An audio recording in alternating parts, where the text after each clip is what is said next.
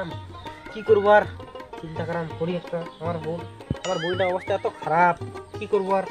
আমার বাড়িতে বড় চাল ডাল আছে, আমার বোনটার বাড়ি কিছু নাই, দিতেও যাবে ভাবো না। আমার বউটা এত খারাপ, রাগ করছি বউটা, কি করবো আর চিন্তা, কি করবো আর ভালো লাগছে না আমাকে এতদিন। দেখা যাক কি করবো, দেখা যাক।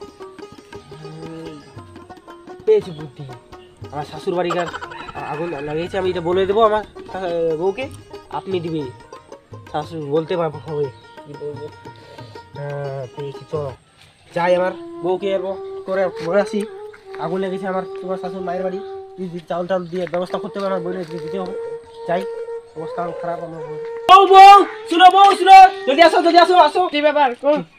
আমি হাফতে এলাম, তোমার বাবা শুনলাম তোমার মা বাপের বাড়ি সব পুড়ে গেছে, কি করবো?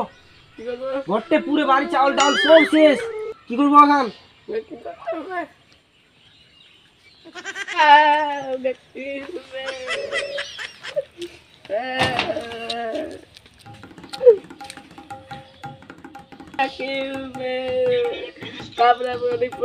আমার কিছু নাই।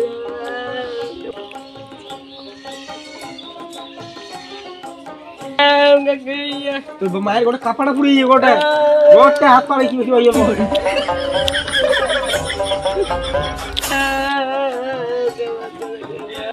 মাগিটা খুব বোনটা সাতালে এত জ্বালালে মোকো জ্বালা খুব কাকো দিবা চাই না জিনিস একটা কথা বেশি মাগি দিয়া আমার নে শিক্ষা বুঝ খাটলাই।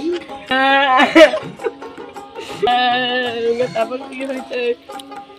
তোমার বাপের গোটা দেহাটা পুড়ে ওঠে, শেষ হয়ে যেতে পারে না, লড়া করতে হবে। তাহলে বস্তাটা দিয়ে আসতো, দেখা যাক কি দেখো দিবা হবে, কি বুঝবে আর তাহলে কি। এই রেডি হয়েছে রে?